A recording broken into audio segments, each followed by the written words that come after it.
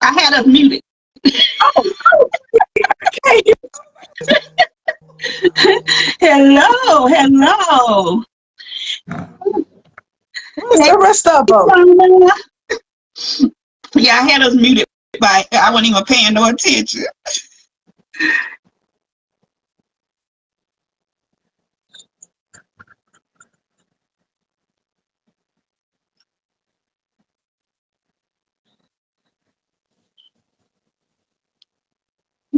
Get yourself shared out. I forgot.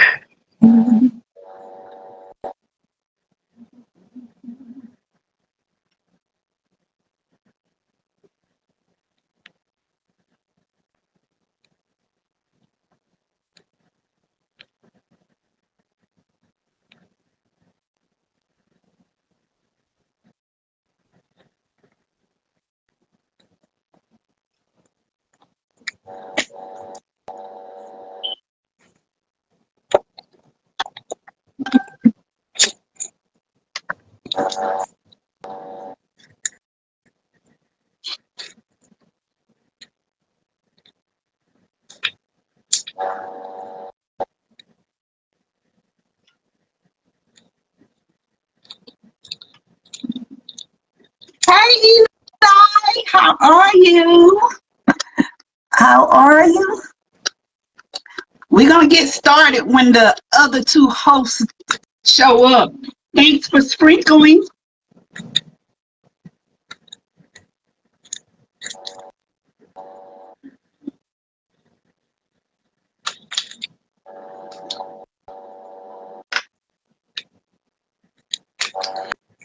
So how was your day? Mine busy as Yours and anybody else's. always. Busy. Always I busy. did. And I'm running out 4 hours of sleep. Things to do, things to do. Ooh, 4 hours. I know those days. 4 hours. Yep, I know them days. 4 hours. I know those days.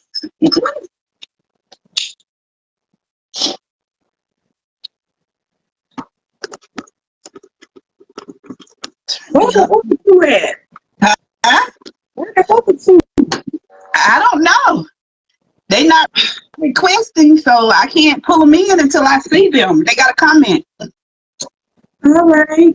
That's good. Hello to everyone that's here. Already waiting. Hey. So today's topic is going to be on codependency, healthy and unhealthy codependency.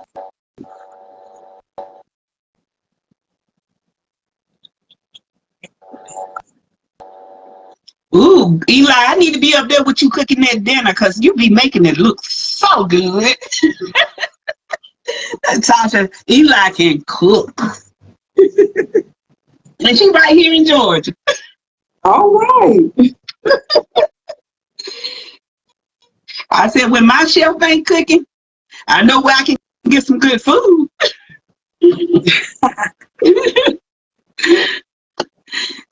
She talking to you. know that has to be on your ultimate fantasy page and not your regular page? Yeah, they're supposed to be on my ultimate fantasy page, and I'm cross-posting too. I mean, so do they know? Because They should. I got time to run to the store and everything you got with it.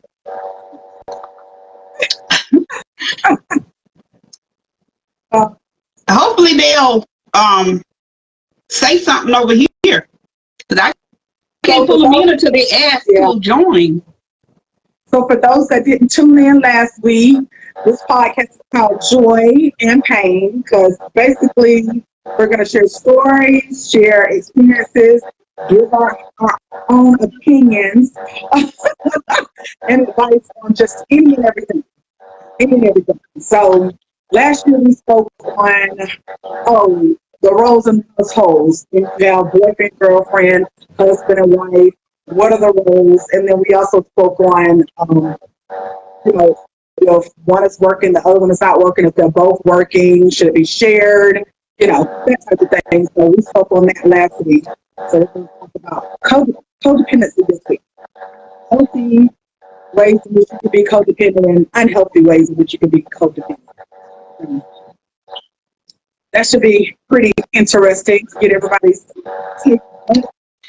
It's gonna be very interesting. And when I say that, I kind of got a little touchy feely in my feelings when I had to study it. So you got a little trigger. I didn't even study. I didn't even make bullet points.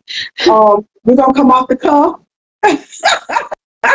We're gonna come off the cuff with it. We're gonna come from, you know, just wherever it comes from. Wherever I may be led. So, yeah. Right. I mean, you know, you're always going to be triggered by something. You know, realizing and working through whether or not you're codependent or not is a lot. Especially when you're first touching it and then you have to research it and realize, wait a minute, some of this applies to me. But it was the bad part that was applied to me. I know, but when are you triggered by, I mean, think about it, but when are you triggered by the good parts? You're always triggered by the bad parts. It's always the stuff where you're like, wait a minute, because those triggers and those bad parts, you really have to like take a look in the mirror and say, hey, is this really me? Right. And hey, what can I do to change it? Or you end up getting stuck in it and realizing that maybe I can't change it. Maybe I need to help. Okay, somebody's coming from our pod page. Okay. Mikhail. Okay. Now we waiting on Keita. So been keeping them entertained about what happened, what we talked about last week, what we're talking about this week, and how there could be healthy codependency, unhealthy codependency, and triggers, and look at everything. Right. What's your take on it, Mikhail, while we're waiting on Shakita to come in so we can do like a formal introduction? I see Keita. I gotta bring her in.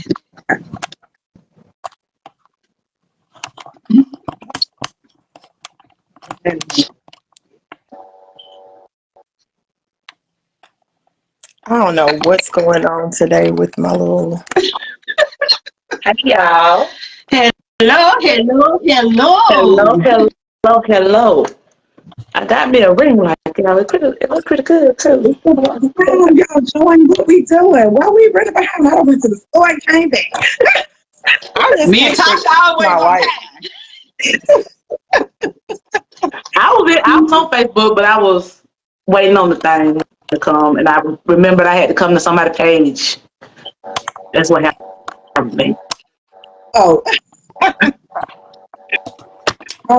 Okay, I just can't get in my ring light. Huh? She said she can't fix her ring light. I think I fixed it now. I don't know. But All right. We ready to get into it. So we're going to start it off. Okay. I'll start us off today. Welcome.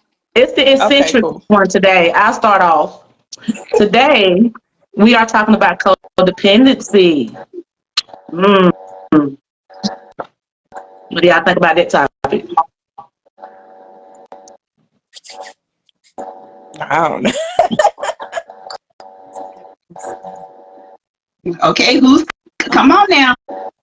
Okay, come on now. We're talking about codependency. Which we're talking about codependency. Do you think you relate to more with yourself? If you ask yourself, before we get into you, I want to be with you, and I'm not complete without you.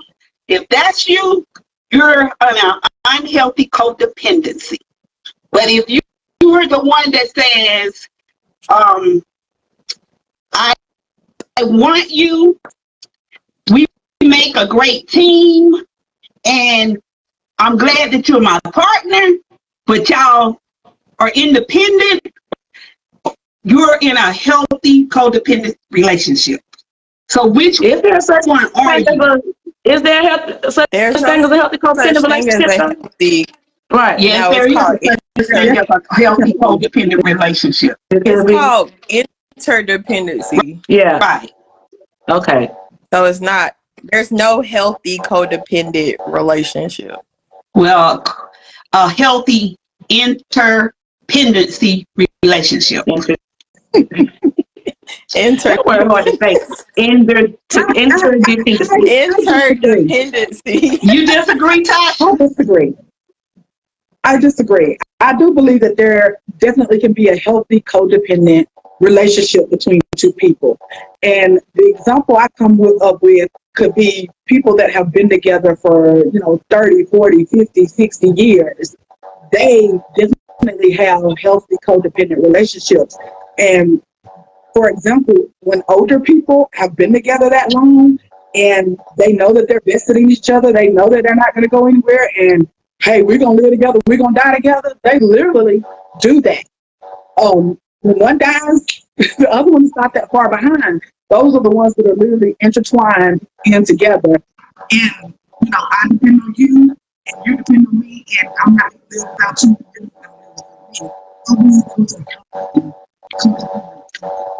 See, but a codependent relationship, you might be intertwined, but you still are independent.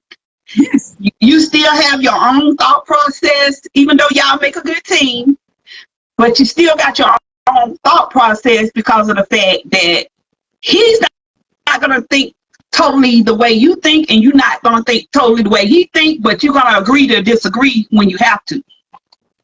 But you make it work. So I'm in an unhealthy, I'm going to say it myself, I'm in an unhealthy codependent relationship because of the fact I'm going to rephrase it. I used to be, as of last week, when I started studying this. I am now working toward a healthy relationship because now I feel that I don't have to have him, but I want him.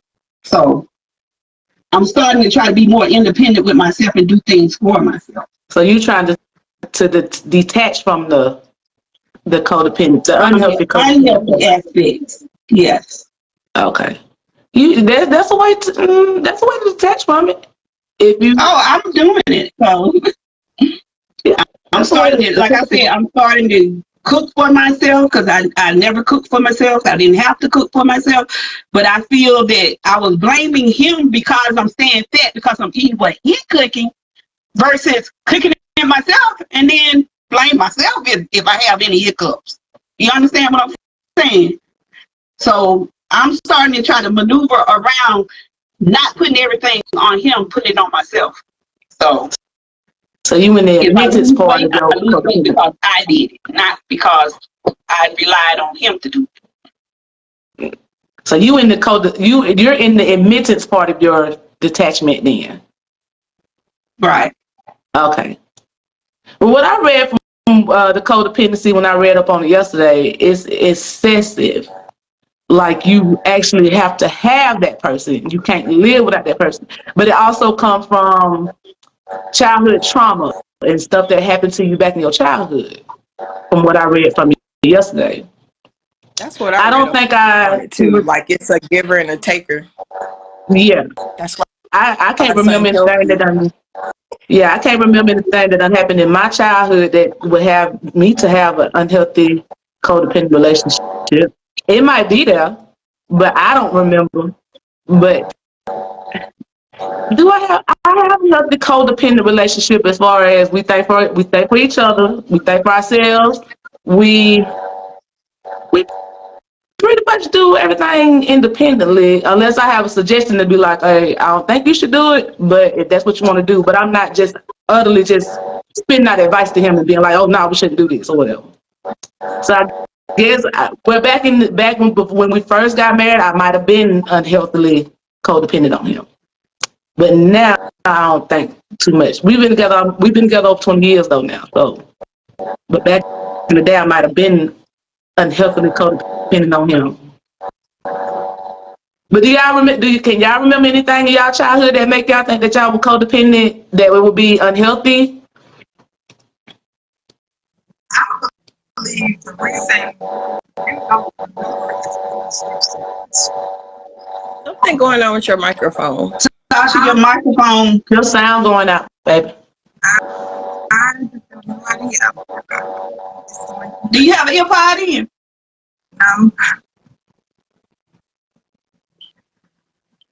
It just got fuzzy all of a sudden.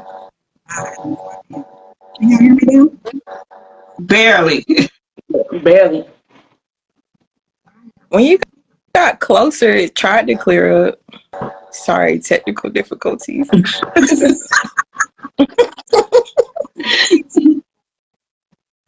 don't know why you got fuzzy all of a sudden. I see your mouth movement, but I have no idea what you're saying. Oh my God. I might have to come out and go back in. Okay. Okay, yeah, try that.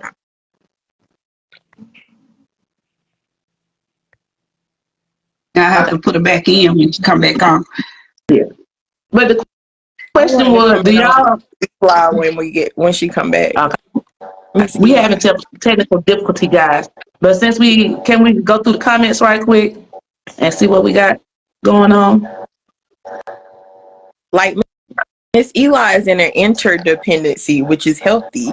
They both probably balance each other out. It's not like one-sided, but codependency is one-sided. That's why it's unhealthy. Even what Tasha was saying, if you like older and y'all been doing it, blah, blah, it's still interdependency. Like those two people are balancing each other out. But if you unhappy or you feel like you drain, you empty all the time, you're not receiving from the other person, that's definitely codependency. It's one-sided. Yeah. She said technical difficulties happen all the time. Yes, we do. Okay, Tasha, what were you saying? Technical difficulties, or can y'all hear me? No, we can hear you now. Oh, okay. So I was thinking about what Keita said. So she was saying that when she read that codependency is sometimes linked to something in your childhood, something that might have happened. And what I realized in the few years that I've been trying to heal some of everything that I've been going through in some of my past, I did realize that my codependency stemmed from childhood. And you really could be suppressing it. And then the more you heal parts of yourself, the more it'll open up and come out. And then you'll realize what part were you codependent. Because I realized that I was codependent, meaning I was looking outside of myself for my happiness instead of getting it from me. You know what I'm saying? You go and you look, let's just say in your childhood, you might be looking to your dad, you might be looking to your father to give you that attention, to give you what you need, and you just weren't getting it. So that did create like abandonment issues and codependency issues where you're like, if I can't get it here, then I'm gonna go latch to somebody else and I'm gonna get it from there. Right. So it could just be something that you suppressed and you just didn't realize you suppressed it and left it out there. Right. I mean, and it could just be you're not ready to deal with it yet. I mean, I've dealt with those parts. I mean, I had days and days and days and days and nights of crying over everything that happened with me and my dad. And I mean, it is what it is. And when you get to that point, you're like, it is what it is. And that doesn't mean that I don't care. That just means I'm not going to allow it to keep bringing me down and determining who I am. Right. Yeah. Because it did say you can latch on to somebody like a family member or somebody who you overly affectionate to that person, but it's because you're missing something out on whatever family member in your house that you're missing out on. Like you could have mommy issues because your mom abandoned you, or you could have dad issues because your dad abandoned you. So you latching on to your aunt or your uncle, your grandma, anybody like that because you don't have that role in your life. Mm-hmm. What do you think, Mikhail? Oh, while you was gone, I said my spiel. I was referring. My bad. I was responding to Miss Eli in the chat, and she was saying like her and her husband balance each other out, which is kind of what you were saying when you're older. But it's still called interdependency because you're both like receiving something. It's like an even balance. But codependency can't be healthy because it's only one-sided, if that makes sense. Yeah. Like, that's just the definition of it. You're excessively dependent on somebody.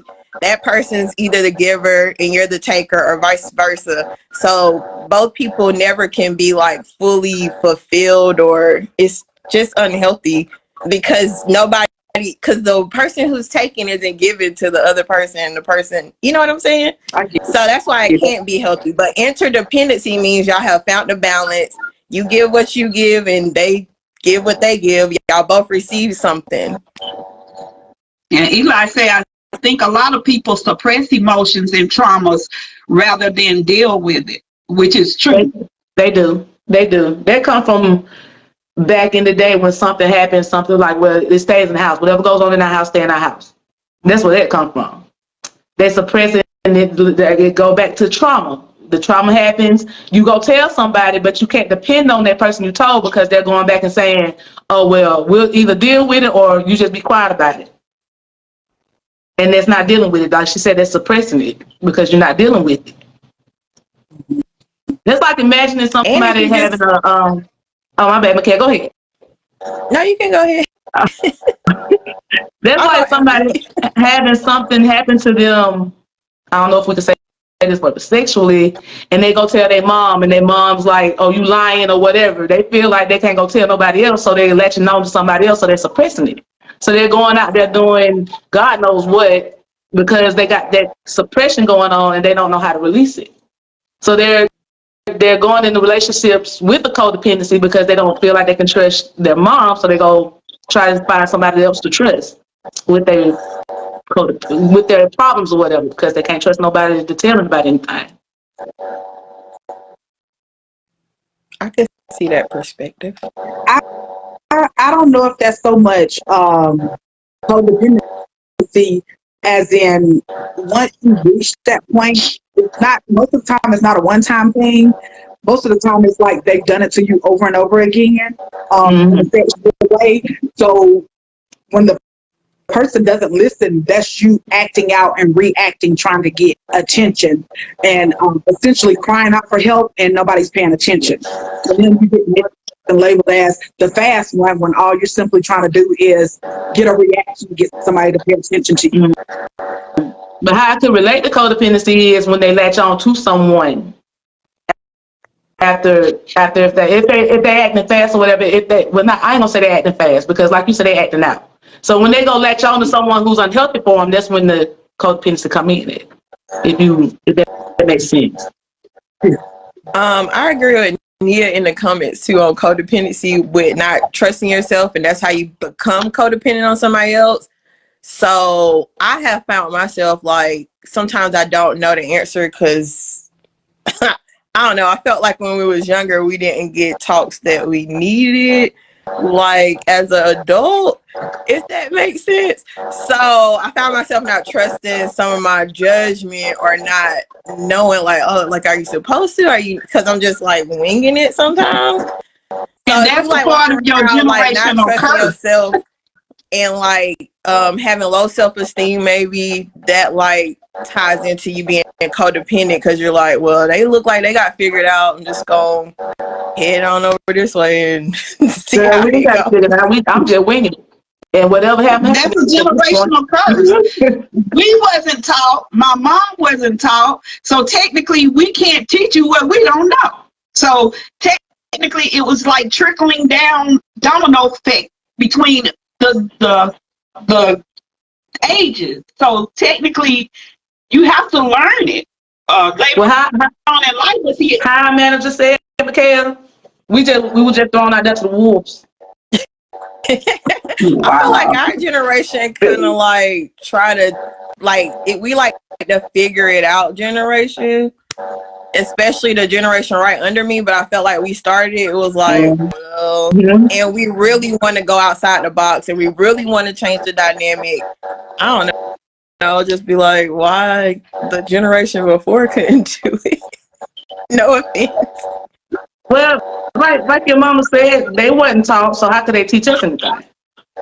They weren't taught. But we wasn't taught, and we still figuring it out. We I was ain't gonna say Are you nothing. sure? they put us, but at the same time, though, being thrown out there kind of put some of us in the codependent relationships though now. Look at how many some of our people been in so many relationships, been married so many times because they trying to find what we did not have when we were growing up.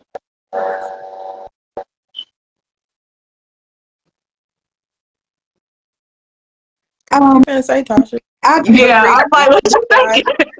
You reading Eli's I'm taking comment? it. I'm just taking it all in, but um, you can blame it on generational curses. That could be one of it, but you could also blame it on the fact of I see something different. I know I don't like it. I know it's not right. It shouldn't be done this way, and then make a personal choice to do it differently.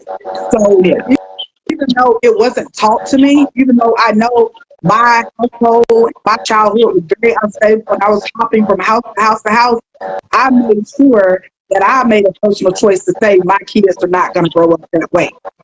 And you know what I'm saying? So we can say, yes, part of it is generational curses, but part of it is you making a personal decision to say, my life and my kids and my children's lives are going to be different than the way I was brought up.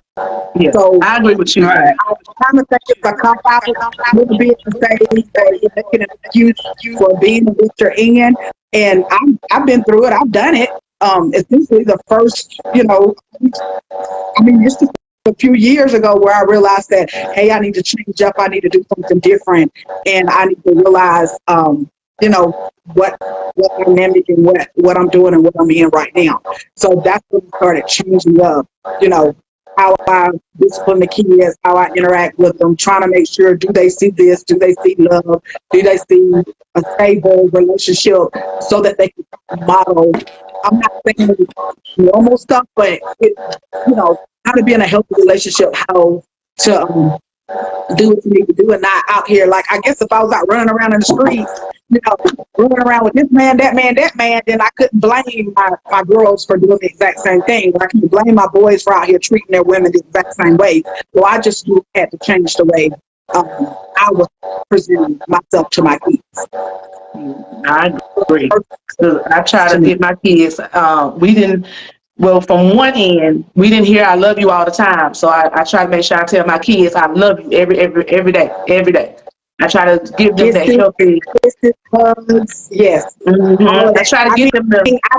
I didn't even know what a hug was or what I love you was. And I literally remember in the beginning, even after my kids went from them being small to being older and they still want hugs and kisses. I'm like, and they're like, Mom, we ain't never had to embrace that and be like, okay, they still want hugs and kisses. Let me still give them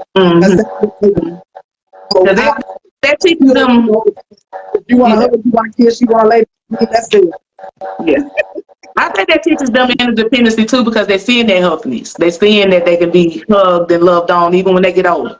So I think that's teaching them interdependency. They ain't got to go out there when they get older and try to look for somebody else. So I think that's what I think, because I tell my kids every day, I love you, give me a hug, give me a kiss. Every day I do. I try to do that because I just see it from one side. One side I did.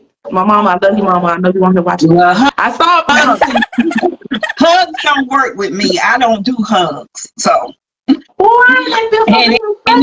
that I used to give them hugs when they was young, but she will tell you she don't remember the hugs, but that's fine.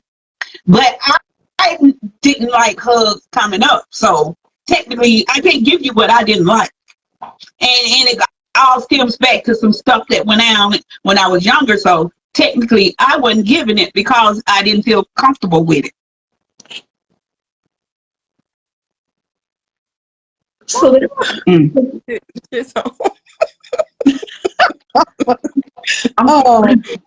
I'm sorry. Why? I kind of want to ask why, but then it makes me think, like, did something happen? Yes. I have a whole problem with me. Somebody forced you into an uncomfortable hug. It brought me to an uncomfortable state. I didn't want that attention or feeling or affection or anything. So technically, it's more comfortable for you to just say hi and that's it. Don't hug me because it's uncomfortable to me. Especially if somebody's rubbing you inappropriate when it should just be like a quick, boom, boom, boom. But it feels like they're rubbing, like they're trying to get you to like get used to being rubbed and touched by them. Don't touch me. We got a whole problem. So yeah, I can. All hugs aren't good hugs.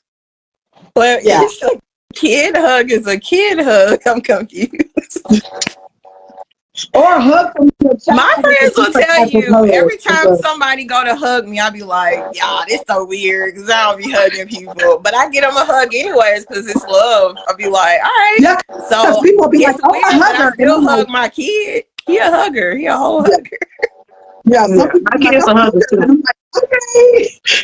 Yeah, I'm a Well, I'm not a hugger. to a degree. I'm a hugger to a degree. My kids are huggers, so that's why I learned I'm gonna hug you today because you want to hug today.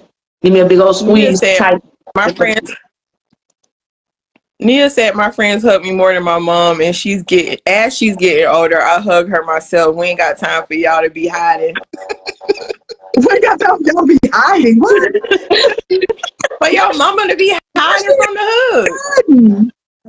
Y'all know how I am anyway. I would go in a corner and while y'all doing y'all little welcome hug and all of that, I would go in the corner to make sure y'all miss me with it. Yeah, you haven't noticed? Oh wow.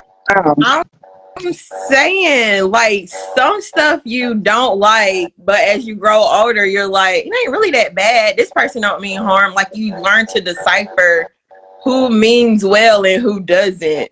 Your child coming in from a hug, I'm not understanding. Okay, we got a question. Nia Marie said, do y'all feel that you provide safe spaces for your children to speak freely? To speak freely. I do. Yeah. No. I do now. Whether I provide a safe place or whatever, my child gonna say what she say. I do now. I do. It Yeah. depends on what it is. I mean, I try to be blunt and I try to be open, but certain stuff I wouldn't like come to my mom and be like, Mom, I'm going through this. I don't have that mommy-daughter dynamic like other people be like, yeah, so I told my mom today, and I'm like, you told your mama that? Like, that's weird. Neil, I have a long time to become even like this open. I still be like weirdly saying stuff, but I'm trying to get outside the box so my child don't feel like me. Somebody sent 200 stars. What is that? Thank you. I didn't see her name. It's thank you, Tracy. Tracy the dog. Tracy, thank you. Hey, she. I don't know what we thinking, but thank you, Tracy. I don't know what the stars are for. Y'all didn't tell me. The stars are like money. It's like 1 cent per star. Yeah. Okay. Thank you, Tracy. Now that I learned what stars are. Hello, Tracy. To go back to Nia's question, I think it was Nia's question. Yeah, I provide a safe haven for my children. Maybe I provide too much of a safe haven because they 6 and 8 and sometimes they cuss when they feel some kind of way at 6 and 8. I know that they feel safe together because my child asked me, can he have a curse moment? I'll be like, no. Why you want to curse too? He be like, they have a curse moment. They get to say a curse word every day. Mikhail them were free to ask any questions. They just didn't because they didn't like the answers that I gave. And the answers could have been good for them, but they didn't want it. They didn't want to receive it. That's the way I feel. What a fan at, Keita. What a fan. Child. When? Mama, I'm trying to figure out when. Mikhail, anytime y'all wanted to ask a question, y'all could have. Y'all just didn't because y'all didn't like how I give it, the answer. Well, did you not have the means to learn how to give the answer differently? Technically, no, because I kind of brought myself up because I didn't let anybody raise me. You didn't let anybody raise me? No. Yeah, this my mama, Nia. This my mama. So we didn't do the introductions, but yes, Mia, I Michelle didn't and say Mama Shelly, you that's did. my Mia, daughter. these my two cousins, my two Period. first cousins. Yeah. Hey, Mama Mikhail, it's Tammy. Hey, Mia. Mama, I don't know that I can ask questions unless you say, "Hey, you got any questions? Like, you have anything you want to discuss or talk about?" If I'm a kid, I don't know anything. You gotta like tell me. Thank you.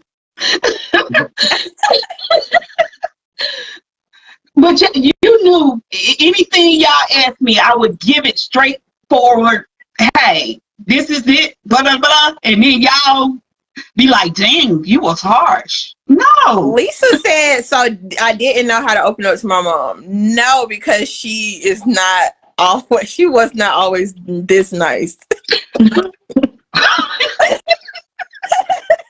I was going Got a through nice things. over I was here. going through But my if I own ask something, issues.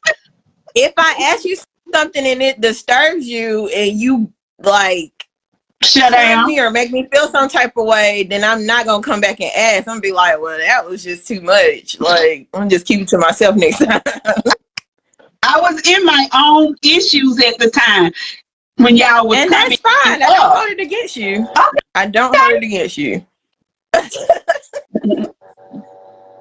So yeah, I probably was kind of harsh coming up. I mellowed out, and I'm trying to do even better than what I did back then. It's a process. That it is. Okay. It's a process. I could go But to my every now mama. and then, I still have to give you the smoke of what my feelings was in those moments. And I receive it. It's so fair for me.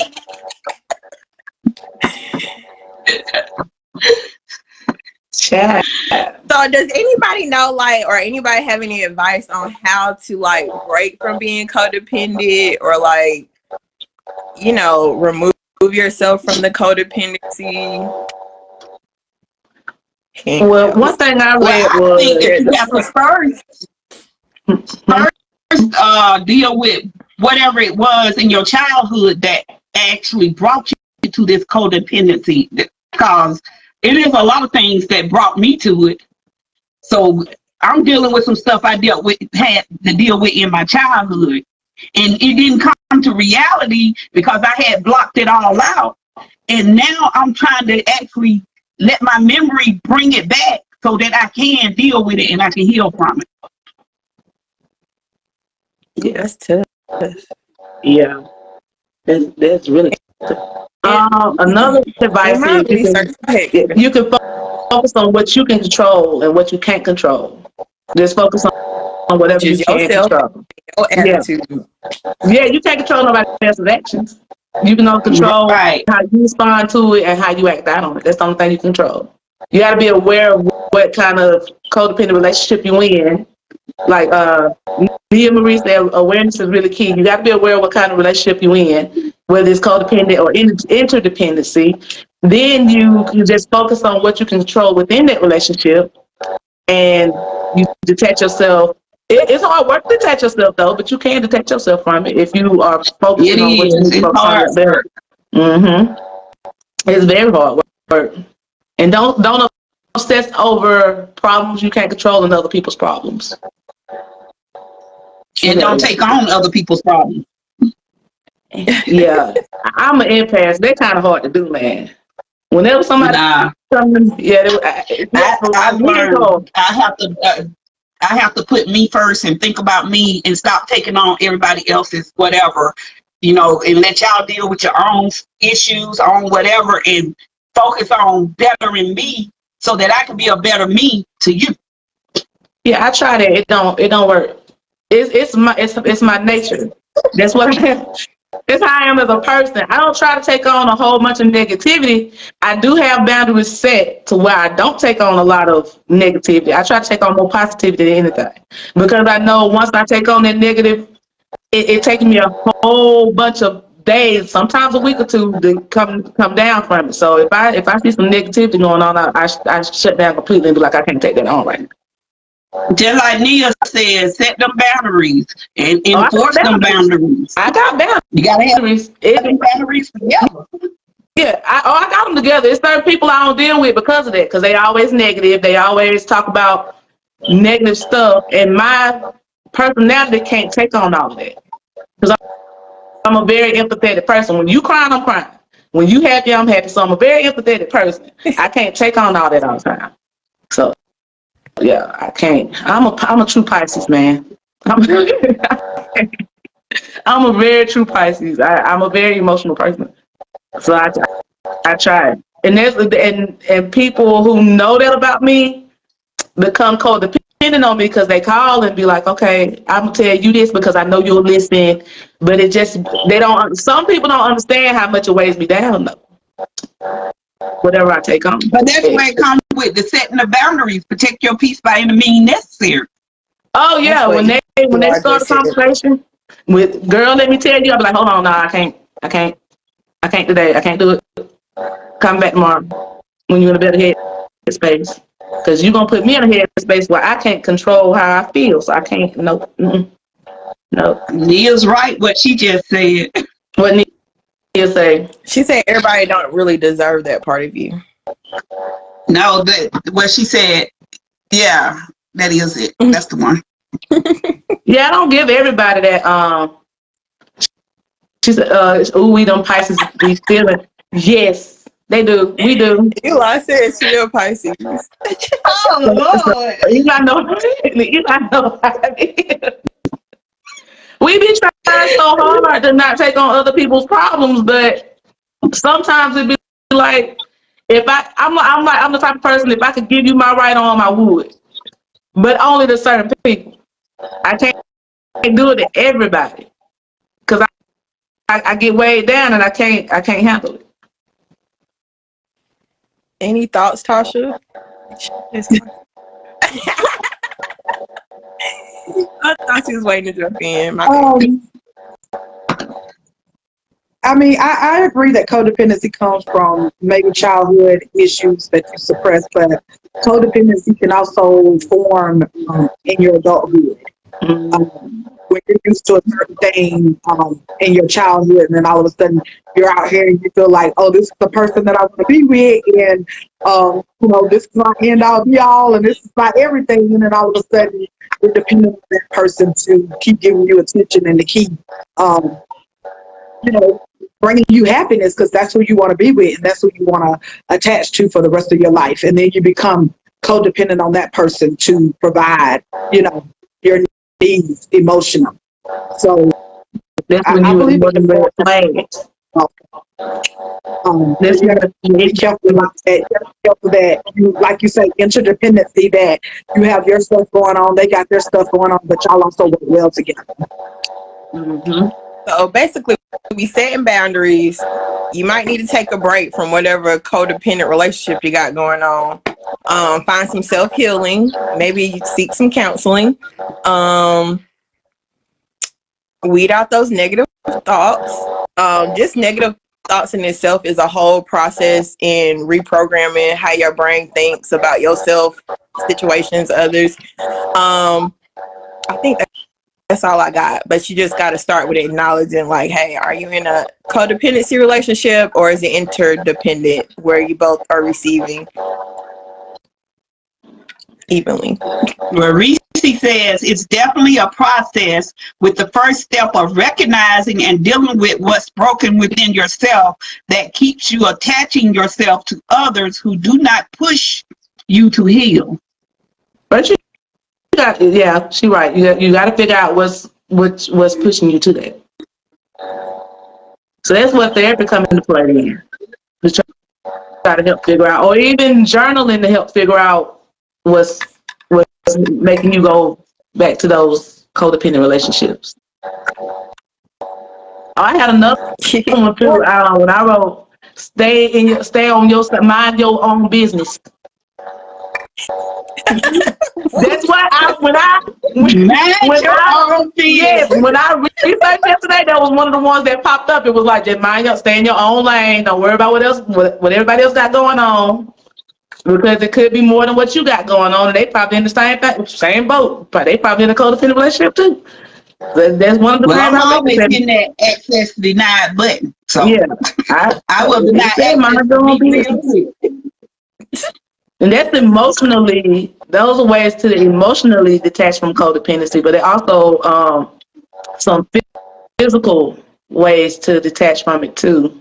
One of them I saw that is that choose not to visit dysfunctional family or people who trigger you back into those states. I wouldn't visit nobody then. How are you I'm triggered by the just world? saying.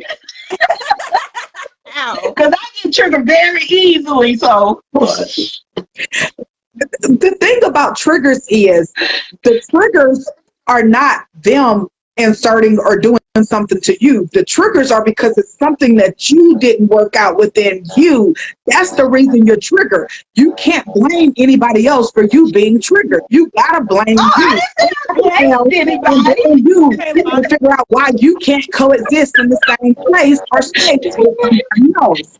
When I didn't say I blamed anybody. I just said like it you was trigger there. me so flipping much. Like it used to tick me off so bad. So like you trigger me so flipping much, and I realized that they weren't triggering me. I was triggering myself, and I had to realize what are you not working on, or what are you not healing, and that's where you need to start first.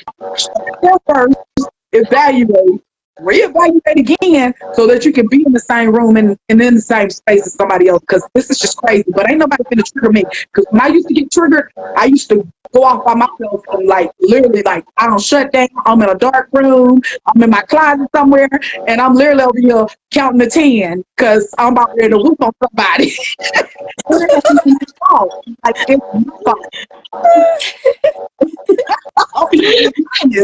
But there's not many things. I mean, literally, there's not many things that trigger me now, and I literally have to like, pat myself on the back and smile and congratulate myself for working through those things that used to just send me in a spiral or mess up my whole entire day because I'm still dwelling on what that person said, what that person did. So, triggers are not what that other person is doing. Like, hopefully, like I hit Dr. Holler. That's why I hit Dr. Holler, because whatever they said or whatever they posted or whatever, you're hollering because you know that somewhere deep down you have done something or said something and it relates to you. So it's Right, and the post usually don't even be about them. It be something else that hits off. It might not specifically be about them because you didn't direct it, because most people that post are directing it somewhere, or you want somebody to feel a certain type of way, to be honest. Right. That's why social media and content creators are so famous, because somebody's relating to what you're posting. Right. So that's the same thing as a hit dog will holler. If I'm putting something out there because I know you looking, or I want somebody to feel where I'm coming from, that's the same exact thing. A hit dog will holler because if you didn't do it to that person, you probably done it to somebody else, or you experienced that same exact thing that they're talking about, and that's why you feel hurt or triggered in that moment. Right. Well,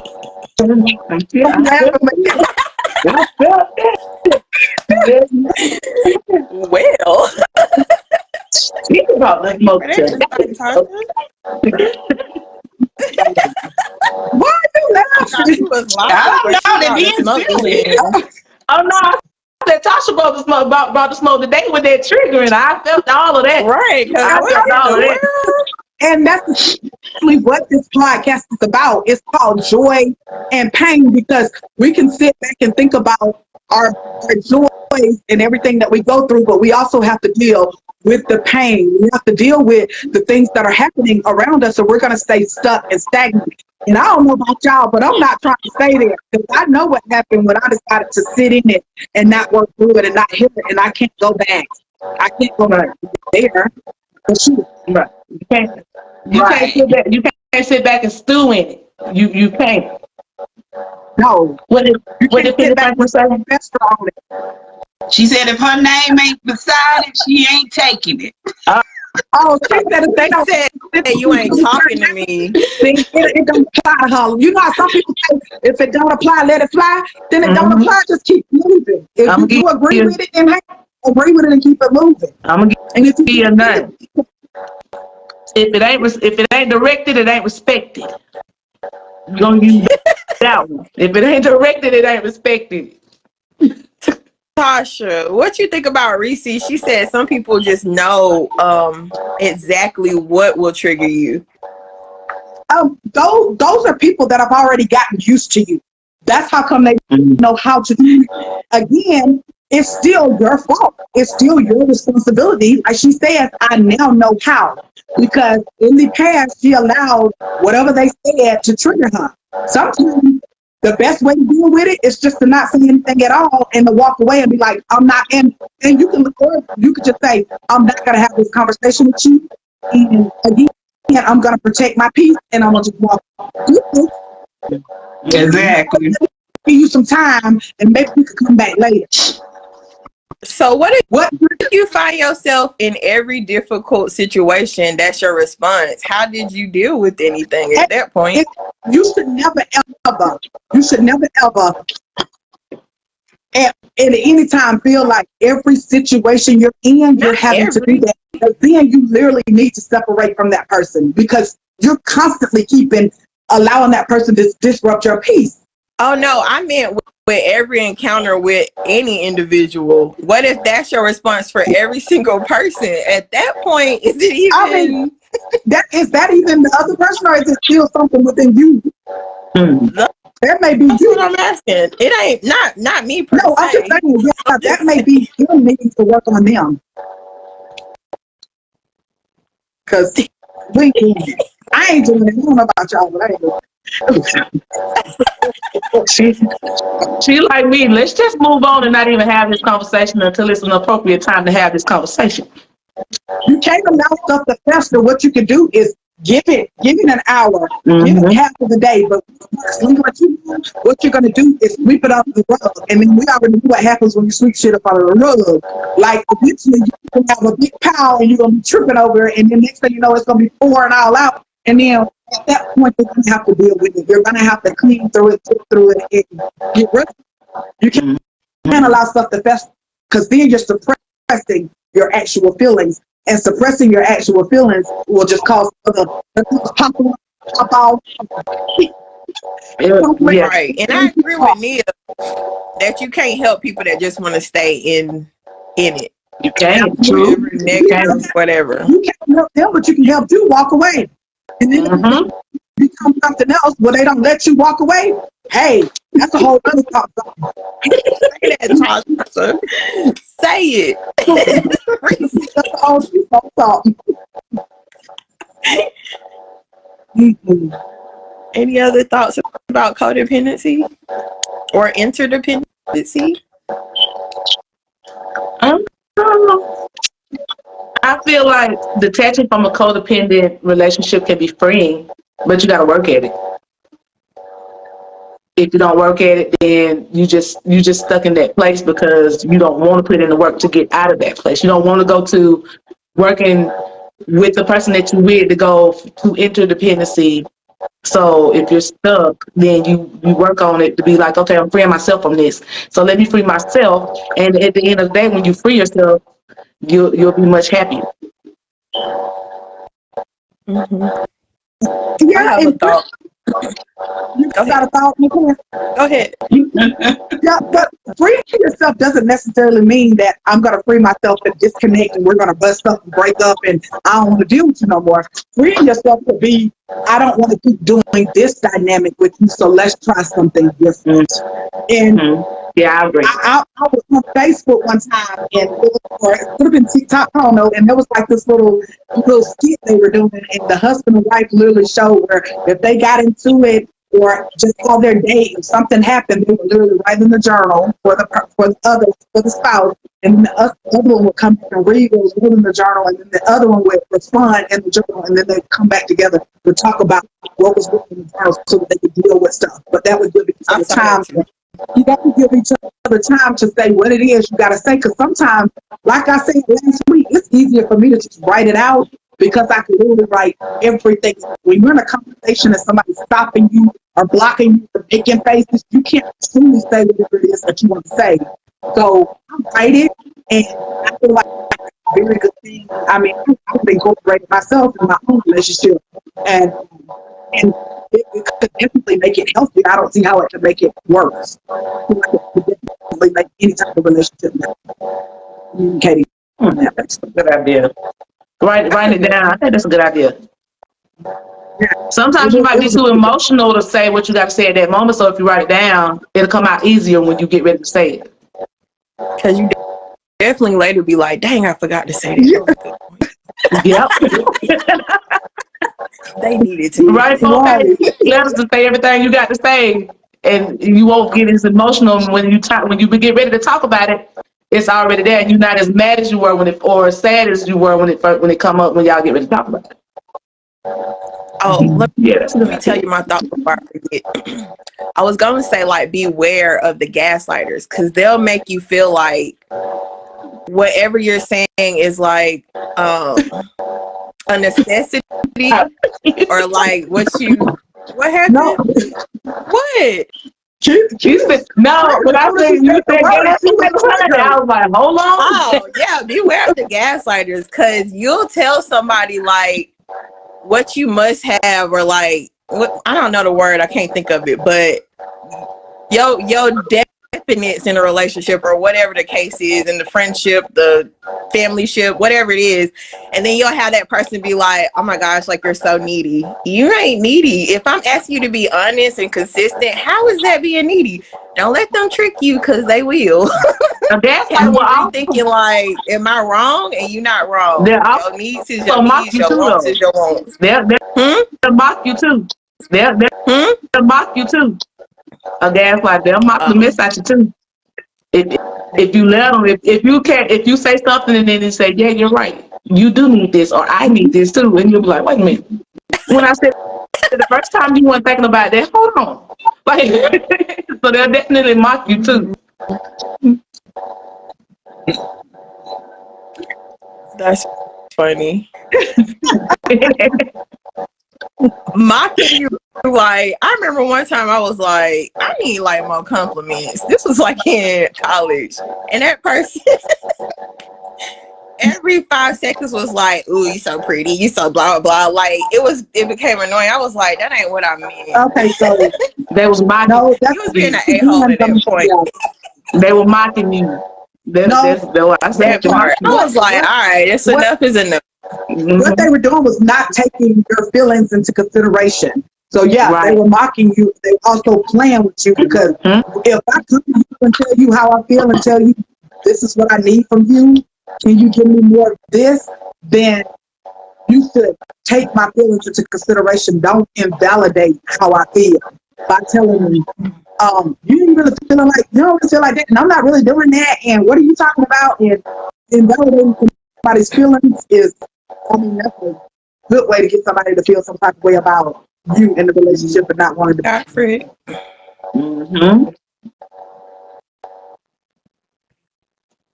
So, ladies, we're going in almost an hour. So, anybody got any last things they want to say? Play about you, play about it. Introductions, because I think some of us got on a little late. Technical difficulties. Right, yeah. Some of us got on a little late, so we need to introduce ourselves at the end because we didn't do it in the beginning. Hi, Zafri. Welcome from Dubai. Okay. Hey, welcome from Dubai. Okay, we Yes, and they need the fan. We go.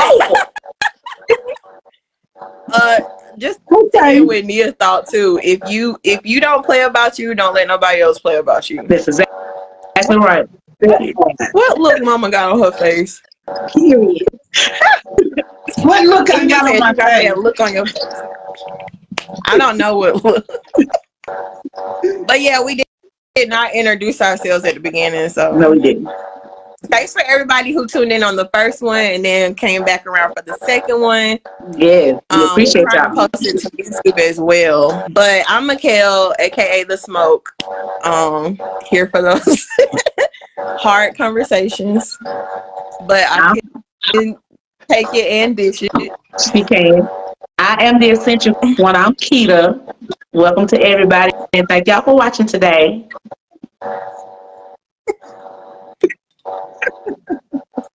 So I'm Tasha, and I'm the logical one. So I'm here to basically listen with you, talk with you, reason with you, try to get you to see a different side of it, and hey, bring all the challenges. I got an opinion on everything. And I'm Tammy. I am the insanity one. I'm going to bring you every aspect of all of them. She put a point on. I don't know about the logical reason.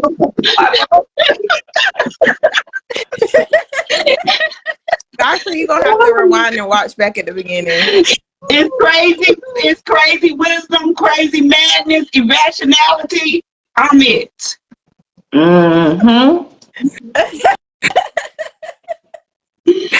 Okay, so we're gonna wrap it up. Put in the comments, like, share, heart it. Put in the comment. You can send stars to Ultimate Fantasy with Tammy.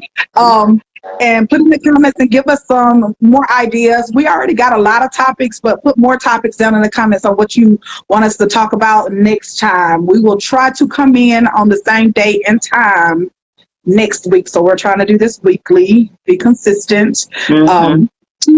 Until then, see y'all next time. Bye.